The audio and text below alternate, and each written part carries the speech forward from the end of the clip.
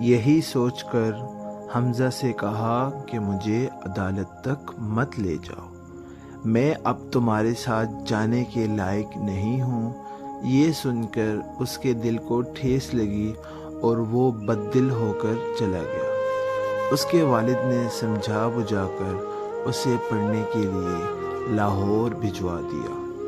وقت گزرتا رہا، میں نے نئے حالات سے رفتہ رفتہ سمجھوتا کر لیا، کیونکہ اب ایک بچے کی ماں بن چکی تھی۔ میرے شوہر کی قسمت میں ابھی لڑکا نہیں تھا، سو اس بار میرے وطن سے بھی لڑکی نے جنم لیا۔ اس کی 4 بیٹیاں ہو گئی۔ ایسے ہی بہت سے برس بیت گئے۔ حمزہ نے پڑھائی مکمل کر لی اور اعلیٰ تعلیم کی خاطر بیرون ملک چلا گیا۔ حمزہ کے جانے کا مجھے دکھ تھا، چونکہ اس کی کزن دلشاد سے اس کے بارے خبریں ملتی رہتی تھی۔ وقت گہرے سے گہرے زخم بھی منمل کر دیتا ہے، اور شادی شدہ عورت تو پھر گھر داری اور بچوں کی گہما گہمی میں سب کچھ بھول جاتی ہے۔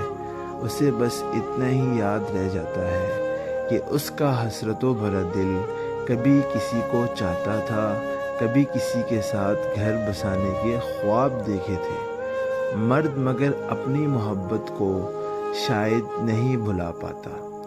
اگر مرد کو کسی لڑکی کے ساتھ سچی محبت ہو جائے تو وہ خود مختار ہوتا ہے، پھر شادی کرے یا نہ کرے۔ حمزہ بھی شادی نہ کرنا چاہتا تھا، لیکن اس کی والدہ نے رو رو کر اس کی شادی کروا دی۔ اس کی بیوی حسین و جمیل تھی، مگر میری یاد اور میرا ذکر اس کی شریک حیات کی روح کو جلا دیتی تھی۔ دونوں میاں بیوی میں نہ بن سکی اور ان کی طلاق ہو گئی۔ میری شادی کو 15 برس بیت چکے تھے۔ ایک دن اپنی سب سے چھوٹی بیٹی کو لے کر شہر کے ایک ڈاکٹر کے پاس گئی۔ یہ نیا ڈاکٹر بیرون ملک سے پڑھ کر آیا تھا۔ ڈاکٹر کو دیکھا تو چونک گئی، گھبرا کر نقاب ڈال لیا۔ باری آنے پر بیٹی کو دکھایا۔ میری سانسیں بے ترتیب ہو رہی تھی، وہ بھی میری آواز سن کر گمسم تھا۔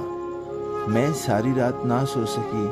اتنے سالوں بعد اسے دیکھا تو بیٹی کی بیماری بتانا ہی بھول گئی۔ اس نے اچھی طرح چیک اپ کیا۔ میرا خیال تھا وہ بھلا چکا ہے، لیکن جو ہی اٹھنے کو ہوئی اس کی آواز میرے کانوں میں پڑی اور قدم تھم گئے۔